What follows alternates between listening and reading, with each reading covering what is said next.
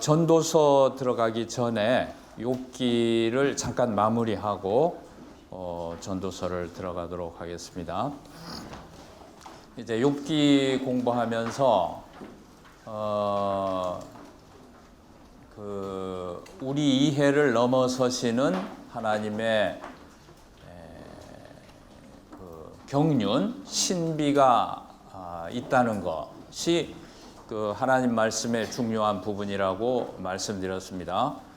38장에서 42장을 볼 때에 그것이 하나님 말씀의 메시지라는 게 좀 이해가 되시나요? 예, 이제 땅의 기초를 놓고 하늘을 만드시고 온갖 우주를 지으신 것과 야생 동물의 생태, 부해목과 리오야단, 인간의 인지 한계를 넘어서는 거잖아요. 그거를 쭉 말씀하시면서 도덕 질서에 대한 질문을 열심히 했는데 그것도 인간의 계산을 넘어서는 하나님의 경륜이다, 이렇게 말씀하고 있다는 거죠. 그래서 욥기의 메시지를 이해할 때에 그 중요한 개념은 늘 생각해야 될 것이 애차하고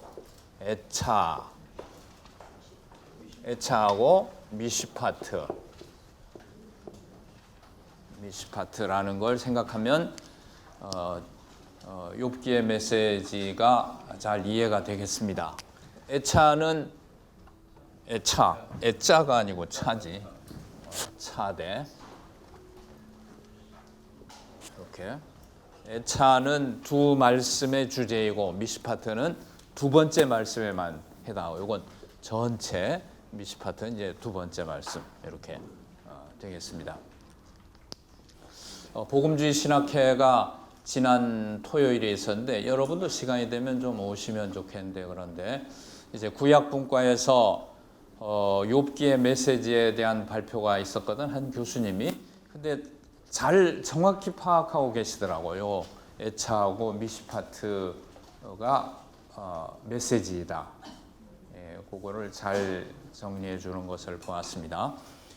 그 논문은 42장 7절 이후에 회복이 이것과 어떤 관계가 있는가 하는 걸 설명하는 거였는데 대체로 무난하게 잘 발표되었습니다. 그런데 욥기가 막 어려운 책이다, 이해할 수 없다, 그런 말은 안 해도 되겠죠. 좀 이해가 되는 거죠. 이해가 되고 이것을 우리 삶 속에 소화해서 내 신앙의 일부로, 내 신앙 내용 안에 이걸 인테그레이트 시키고 또 설교 내용이 되고 교인들이 하나님을 이해하는데 욥기가 말하는 하나님에 대한 메시지가 신자들의 신앙 내용에 들어가야 되는 것입니다. 거기까지 해낼 수 있겠어요? 아직은 좀 어렵겠어?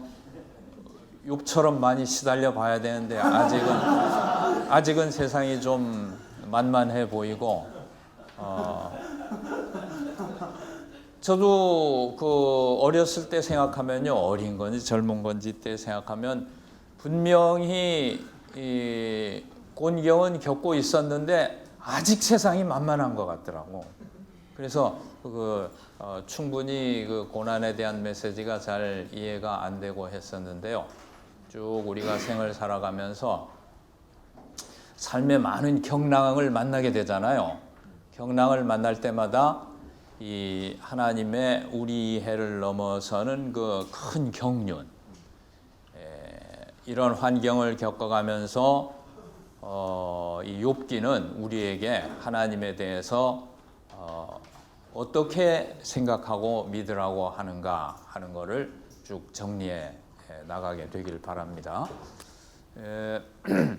하나님은 38장 이후의 말씀에서 이 자연 질서를 예시하면서 설명을 하셨죠. 욥은 도덕 질서를 물은 거지. 사실은 자연학습도 가면 관심이 없었던 사람이잖아. 무슨 하늘에 별자리가 어떠고 뭐 들짐승들 어떠고 난 관심이 없는데 하나님이 그리로 데려갔었거든. 나는 도덕질서를 물었어요. 도덕질서를. 근데 하나님은 자연질서로 대답하셨거든요. 이건 어떻게 해야 되나? 도덕질서라는 것은 보응의 원리지. 토요일 날 교수님은 행위화복의 원리 이렇게 번역을 하시더라고요. 행위화복. 행위에 따라서 화가 오느냐 복이 오느냐. 보응이란 말을 피하고 싶어 하는 것 같아요.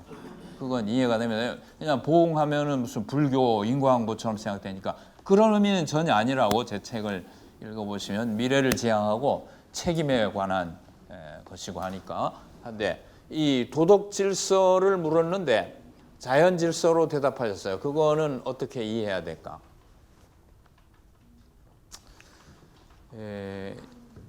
그러니까 하나님에게는 도덕 질서나 자연 질서라는 게 분리되지 않는 거지. 자연 질서를 우주에 대한 걸 설명함으로 인간의 삶에 일어나는 도덕 질서에 대한 답변이 되는 거죠.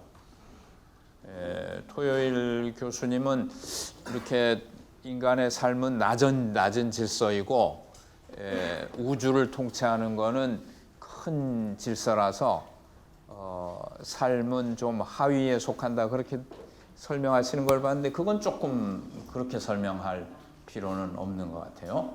어쨌든 도덕 질서를 물었는데 자연 질서로 답했지만은 그것이 도덕 질서 창조로 대답했지만은 도덕 질서에 대한 질문에 대한 답이 다 된 것이다. 자 그렇게 해서 이제 하나님에 대한 그러니까 우리 신관의 확대지 신관의 확대. 하나님이 어떤 분이신가에 대한 그 big enough 하나님은 충분히 크신 분이라는 그것을 우리 신앙 내용으로 가지고 있어야 된다. 그 다음에 중요한 것은 이제 그 어려움을 겪을 때 우리는 하나님의 임재를 확인할 수 없는데 하나님은 여전히 우리와 함께 계신 분이다. 그러니까 욥기를 통해서 욥은 결국은 하나님의 임재를 확인한 거거든요. 하나님이 함께 계신다는 걸 확인했는데 가장 어려운 상황을 겪어갈 때라 할지라도 그 시편 23편 말씀처럼 사망의 음침한 골짜기와 같은 어려운 상황을 겪어가는 그런 시간이 흐른다 하더라도 하나님께서는 자기의 백성과 함께 계시다는 것을 또 우리 신앙 내용으로 가지도록 이렇게 말씀하는데 세 번째 말씀드린 것도 다 충분히 이해할 만하나요? 예. 다 알고 있는 것도 말하는 것 같지만 욥기는 그 믿을 수 없는 그런 한계 상황이 온다 하더라도 그것이 오히려 믿음의 자리이고 믿을 수 없는 상황을 넘어서 하나님은 신뢰할 수 있는 분이라는 것을 말씀하고 있다고 말이지. 설교화가 가능하겠어요? 예. 저는 두루 시도해 봤습니다. 그러니까 그래서 이렇게 설교한다니까 좀 여러분 들으면 웃으실지 모르지만은 정말로 어려운 상황이 오면은 하나님이 살아계신가? 내가 이렇게 헌신하고 사역자가 되고 막 했는데 하나님은 과연 나를 도와주시는가? 이런 생각이 들고 그러다 보면 자신을 보니까 믿음이 하나도 없는 사람이 돼 있고 그러나 그런 상황이 오더라도 믿을 수 없으면 손을 놓으세요. 뭐 믿음이 내가 무슨 통뼈도 아니고 내가 힘이 있어서 믿는 것도 아닌데 안 돼. 뭐 손을 놓는다 하더라도 좌절하고 싶으면 좌절해. 그러더라도 안심하라 그거요. 왜냐하면 하나님은 그런 상황을 넘어서면서까지 자신의 백성과 함께 계신 분이니까. 이렇게 설교하는데 과연 얼마나 알아듣고 있는지. 그래도 좀 어른들은 좀 알아듣는 것 같긴 한데 잘 모르겠어요. 그냥 저 혼자 열심히 하고 있는 건지 모르겠는데 믿음에 대해서 말씀하긴 말씀하는데 욥기가 가르치는 믿음이라는 거는 우리 개혁신앙은 믿음이라는 큰 기반 위에 서 있잖아요. 교황님이 아니고 믿음에 서 있잖아. 말씀과 믿음 이렇게 서 있고 이신칭이라는 게 가장 중요한 원리인데 물론 대단히 중요합니다. 그리고 로마서는 보니까 믿음을 얼마나 중요하게 말하나요? 아주 중요하게 말하는데 그 진리가 어떻다는 게 아니라 그 귀한 진리를 우리가 가지고 있지만은 우리의 믿음이라는 것은 굉장히 연약하고 우리의 믿음은 흔들릴 수도 있는 거라고 말이지. 한계에 부딪힐 수도 있는 거라고 말이지. 근데 하나님이 우리를 사랑하시고 우리를 인도하시는 방식은 그런 그 우리의 믿음의 한계까지 넘어서 우리를 사랑하시고 인도하시는 것이다. 는 것은 욥기에서 읽을 수 있는 거 아니냐 그 말이지. 그래서 한번 이제 마무리를 한다면 우리가 어려운 상황이 올 때에 고개를 쳐들고 그 상황을 바라볼 것이 아니라 머리 숙여 상황이 지나가기를 기다려야 되는데 그렇게 머리 숙여 상황이 지나가기를 기다리고 있으면 우리는 거기서 항상 하나님을 만날 수 있다는 거지. 그러면 그분은 항상 거기에 계시다. 우리가 He is still there 하는 것도 배웠습니다만은 항상 계신데 하나님께서는 어떠한 그 두 가지 은혜를 주시냐면 첫째는 문제를 해결해 주시고 두 번째 문제를 해석할 수 있는 힘을 주시고 이거는 제가 잠깐 지난 시간에 말씀드렸는지 모르겠습니다만은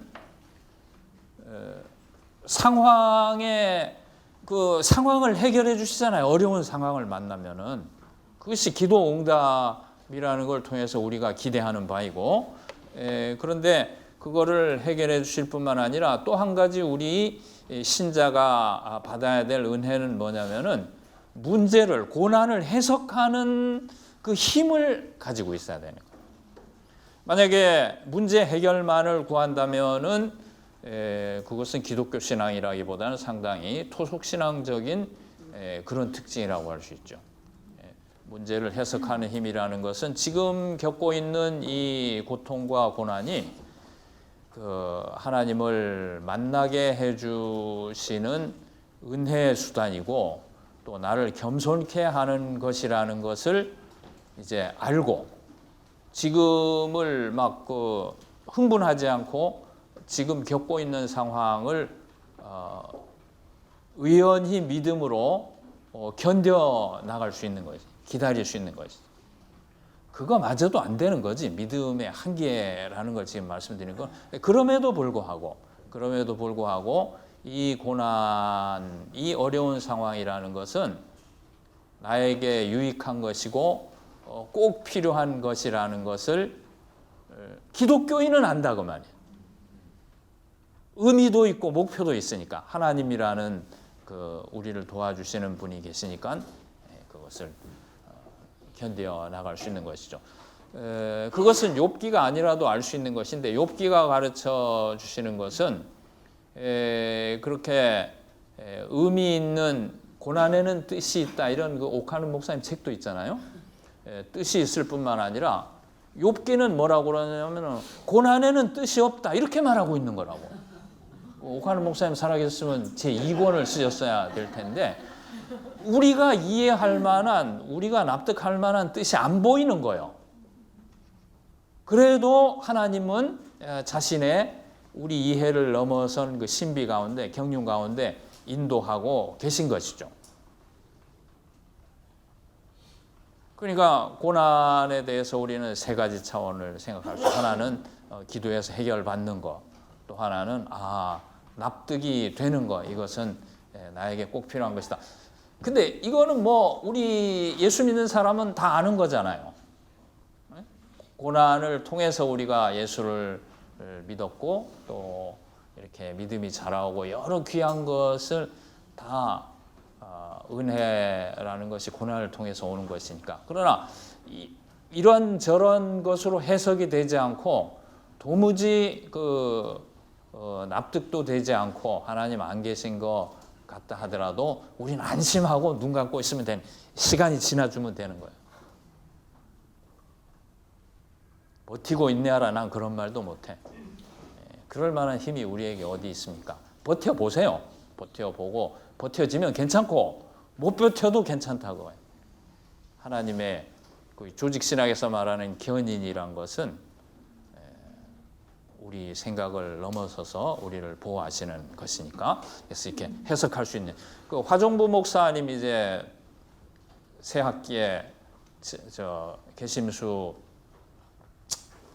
인도하러 오시는데요. 3학년들은 못 만나겠지만은 한번 교회 와서 집회하시는데 그런 말씀하시는 거예요. 우리 한국 교회 제일 결정적인 치명적인 약점이 뭐냐면 고난을 해석하는 힘이 없다는 거예요. 문제 해결 지향만 하지. 그래서 어려운 환경이 나에게 아주 충만한 의미를 갖는다는 것, 그리고 의미가 발견되지 않을 때라도 우리 하나님을 바라봄으로써 그것도 해석하는 힘이지. 욥기의 신관을 배운다는 것은 우리에게 다가오는 고난을 해석하는 힘이 되는 것입니다. 자, 이렇게 해서 우리는 어려운 상황을 만나면서 하나님과 친밀한 교제를 이어나가게 되는데요. 앞에 닥치는 상황이 아주 막막하게 느껴질 때에, 앞이 막막하잖아요. 우리 3학년들도 이제 졸업하면 어떻게 될까 막 하는데, 이해되지 않는 신비의 공간이거든, 그게. ambiguity, 모호한 공간이고, 그거를 두려워하지 말라고.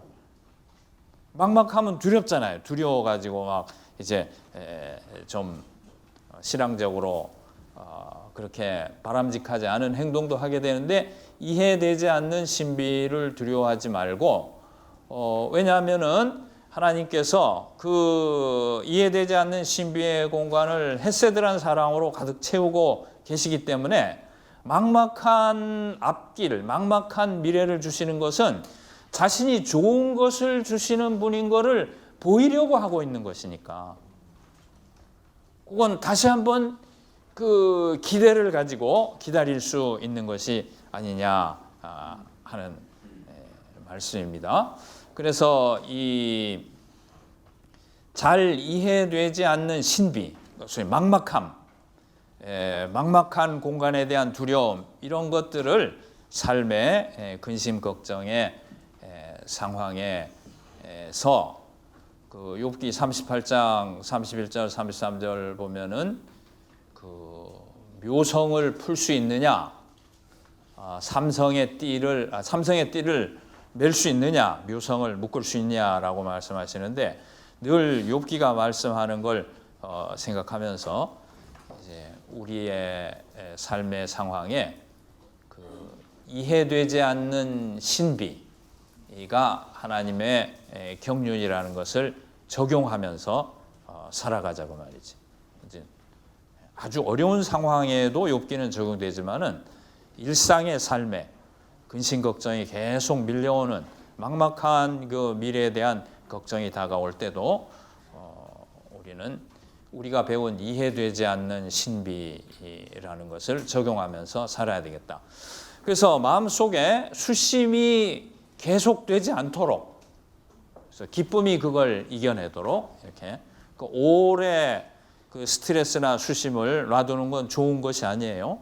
그래서 기쁨으로 이겨나갈 수 있도록 이렇게 한다면은 욥기에서 배운 우리의 이해를 넘어서는 신비, 그것이 하나님의 경륜이라는 그것을 우리 신앙에 적용하면서 살 수 있는 길이 되겠다, 그렇게 생각합니다. 그리고 이제 한 가지 마지막으로 중요한 것은 He is still there. 주님께서 항상 거기 계시다고 이렇게 말씀드렸는데, 욥기는 결국은 하나님이 안 계신 것 같았지만은 하나님의 임재를 경험했는데, 우리 신앙에 있어서도 뭐 욥기가 이렇게 하나님과 인격적인 교제까지 메시지로 주고 있는 건 아니지만은, 그런데 제가 이렇게 다른 신앙인들의 얘기를 들어보면은, 우리 한국교회 신앙하고 이 서구의 신앙에 어떤 차이가를 발견하냐면은, 이 서양 사람들, 신실한 그리스도인들의 경우에 하나님과 사귀는 것이 굉장히 자연스럽고 친밀하대요. 최근에 그런 얘기를 들었는데, 그리고 굉장히 순수하다고 그래요. 우리 신앙에 상당히 부족한 부분인데요. 우리 한국교회 신앙은 이 주고받기식 신앙이 너무 강렬해.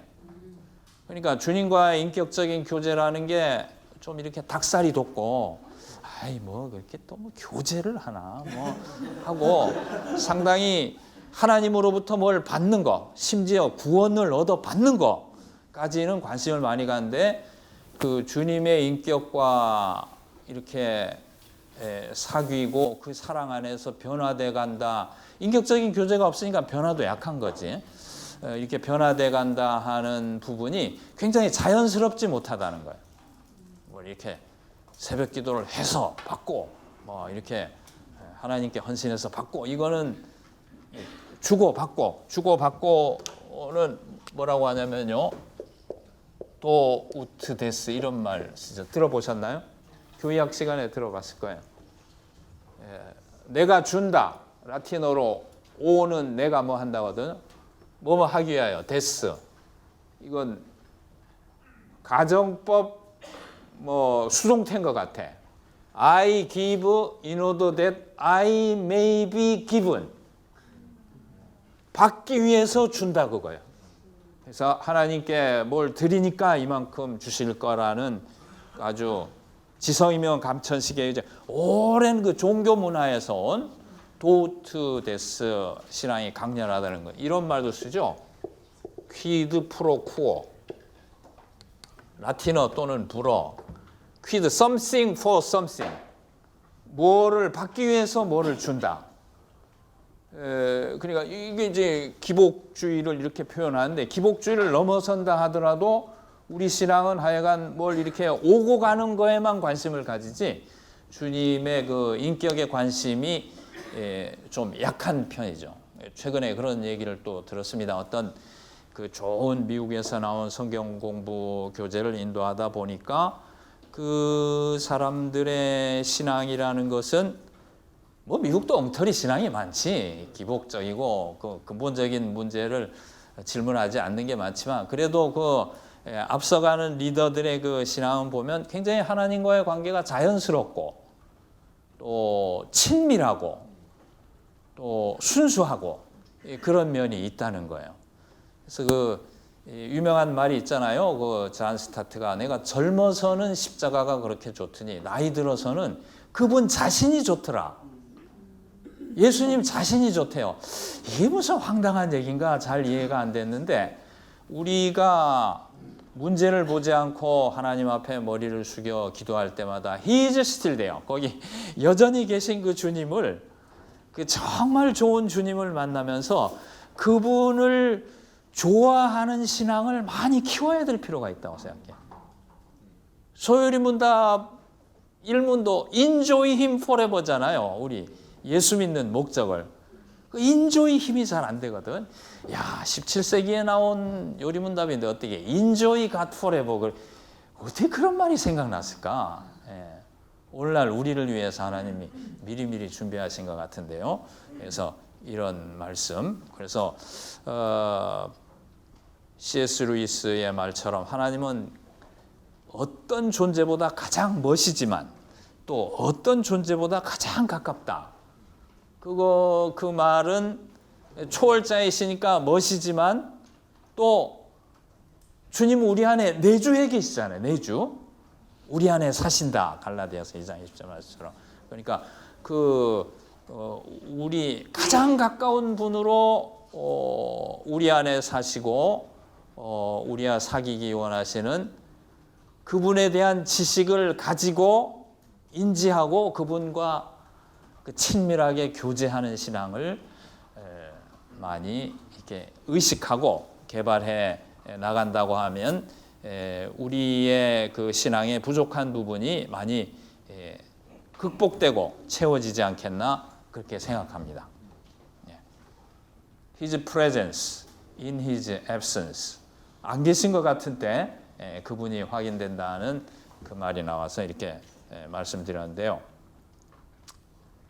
어떤 목사님이 그런 얘기 하시더라고. 전에 여러분 들어오시기 전에 채플에서는 얘기했는지 모르겠습니다만은 어떤 사람이 죽어가지고 예수를 믿다가 죽어서 천국에 갔대요.